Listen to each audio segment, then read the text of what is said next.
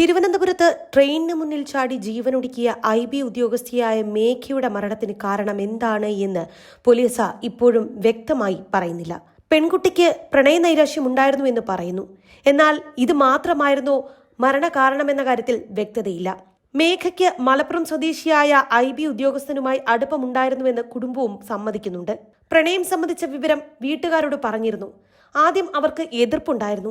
എന്നാൽ ഏക മകളാണ്. മേഘയുടെ ഇഷ്ടത്തിന് എതിർ നിൽക്കാൻ അവർക്ക് തോന്നിയില്ല. അങ്ങനെ വീട്ടുകാർ സമ്മതവും മൂളി. ഈ ബന്ധം പിന്നീട് വിവാഹത്തിലേക്കും എത്തുമെന്നായി. അപ്പോൾ ഈ IB ഉദ്യോഗസ്ഥൻ ബന്ധത്തിൽ നിന്ന് പിന്മാറി എന്നാണ് ഇപ്പോൾ കുടുംബം പറയുന്നു. ഈ വിഷയം മേഘയിൽ ഒരുപാട് മാനസിക സമ്മർദ്ദമുണ്ടാക്കി.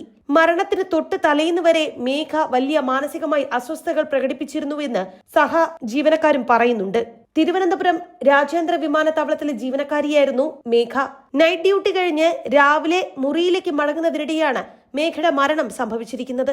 മേഘ ട്രെയിനിന് മുന്നിൽ ചാടി ജീവനൊടുക്കിയെന്നാണ് കുടുംബത്തിന് വിവരം ലഭിച്ചതും. മരിക്കുന്നതിന് തലേ ദിവസം മകൾ കുടുംബത്തെ ബന്ധപ്പെട്ടിരുന്നു.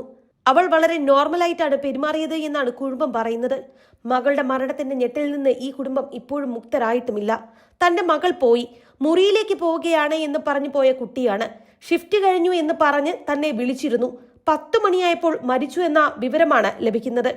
ഒരു പയ്യനുമായി ഇഷ്ടത്തിലായിരുന്നുവെന്നും കല്യാണത്തെക്കുറിച്ച് അവനുമായി ഞങ്ങൾ സംസാരിച്ചിരുന്നുവെന്നുമാണ് മേഘയുടെ പിതാവ് മധുസൂദനൻ പറയുന്നത്.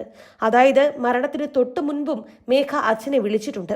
സിവിൽ സർവീസ് നേടിയിട്ട് കല്യാണം മതി എന്നാണ് ആ യുവാവ് പറഞ്ഞിരുന്നത് എന്നാണ് അച്ഛൻ പറയുന്നത്.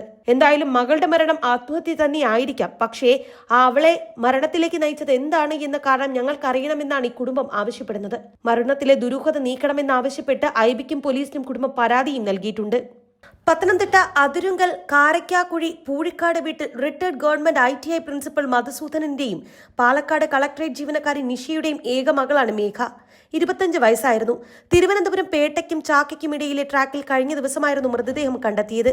ഫോണിൽ സംസാരിച്ച് ട്രാക്കിലൂടെ നടക്കുകയായിരുന്ന മേഘ ട്രെയിൻ വരുന്നത് കണ്ട് പെട്ടെന്ന് ട്രാക്കിന് കുറുകെ തലവച്ച് കിടക്കുകയായിരുന്നു എന്നാണ് ലോക്കോ പൈലറ്റ് നൽകിയ വിവരം. തിരുവനന്തപുരത്ത് നിന്ന് കൊല്ലം ഭാഗത്തേക്ക് വരികയായിരുന്ന ട്രെയിനായിരുന്നു ഇടിച്ചത്. ഫോൺ വിളിച്ചുകൊണ്ടിരുന്ന മേഘയാണ് ഓടി വന്ന് ട്രാക്കിൽ തലവെച്ചു കിടന്നത്.